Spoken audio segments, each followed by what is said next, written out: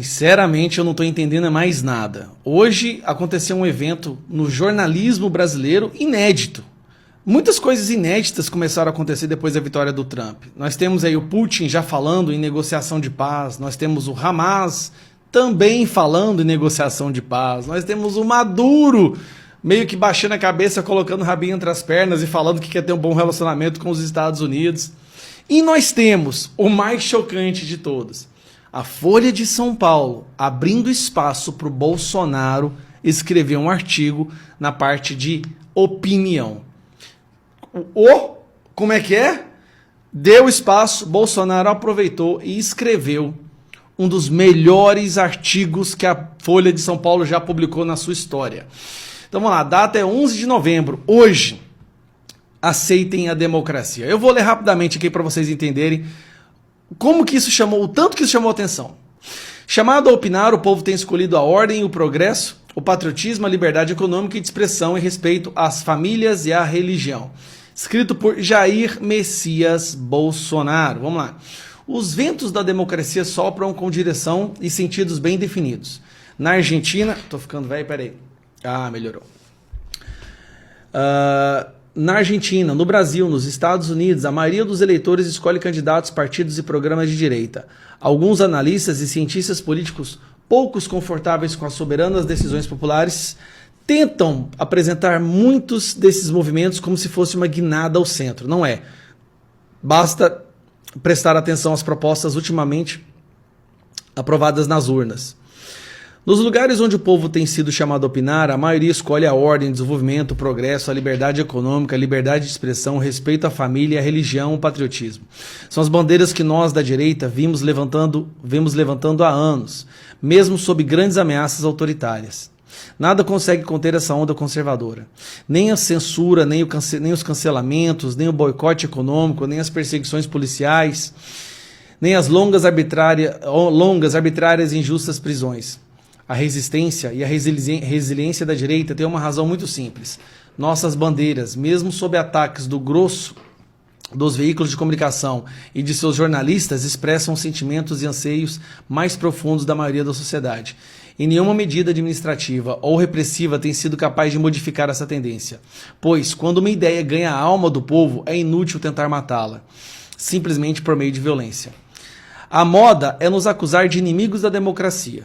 Mas quem mostra a dificuldade de aceitar a democracia é a esquerda, quando a maioria do povo decide por caminhos diferentes do que ela gostaria. Basta olhar a reação da esquerda em suas derrotas. Aqui, deixa eu aumentar um pouquinho. Quando pode, como na Venezuela, simplesmente frauda na cara dura o resultado eleitoral, quando não, como agora, no vitorioso retorno do presidente Donald Trump à Casa Branca. Lamenta-se por ter permitido seus adversários de direita disputem as eleições.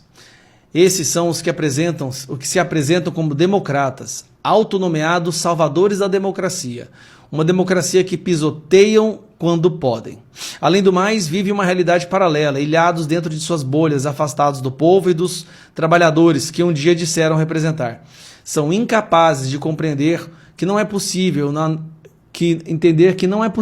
a não ser numa ditadura absoluta, impedir a manifestação da vontade popular, da qual os líderes são apenas portadores. Se suprimirem um líder, outro aparecerá. E como tem aparecido líderes capazes de canalizar e expressar a vontade majoritária do povo?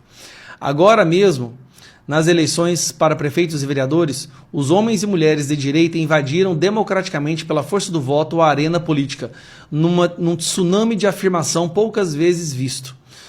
Nossos quadros nos diversos partidos surgem as dezenas e centenas. E onde estão os novos quadros da esquerda? Alguém sabe? Alguém viu? Não estão em lugar nenhum. Isso mesmo, hein? Não estão em lugar nenhum. O cenário da esquerda é de envelhecimento e desolação. Até os seus porta-vozes, menos alheios à realidade, reconhecem. Isso ocorre por uma razão muito simples. O jardim da política só floresce quando é irrigado pela vontade popular. Quando uma força política se desconecta do sentimento da maioria, é inevitável que define. Pode até resistir por algum tempo, a custas de repressão e do uso desenvergonhado dos orçamentos públicos, mas seu destino está traçado. está destinada à irrelevância, ou mesmo a desaparecer.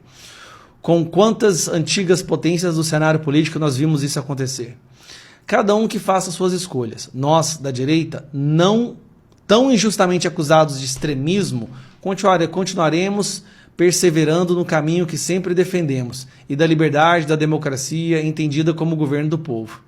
Continuaremos nos esforçando para ouvir o povo e estar conectado aos anseios mais profundos da sociedade, mesmo quando esses não encontram espaço nos mecanismos tradicionais de formação de opinião pública. E trabalharemos com a serenidade e obstinação de quem se esforça todos os dias por um futuro melhor para as pessoas e famílias do nosso Brasil. Então, nós temos uma situação tanto quanto inusitada. A Folha de São Paulo decidiu publicar um artigo do Jair Messias Bolsonaro. A mesma Folha de São Paulo que passou os últimos 10 anos atacando o Bolsonaro, soltando matérias com o título "Porque eu torço que Bolsonaro morra", atacando a família do Bolsonaro. De repente, do nada, libera um espaço importante na Folha para que Bolsonaro possa publicar a sua opinião política.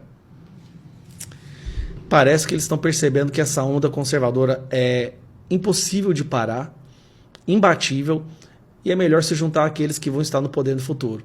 Essa é a percepção que eu tenho. Sem falar que o Trump ganhando nos Estados Unidos, eles sabem, isso tem um peso gigantesco aqui na política brasileira. Nós vamos vencer.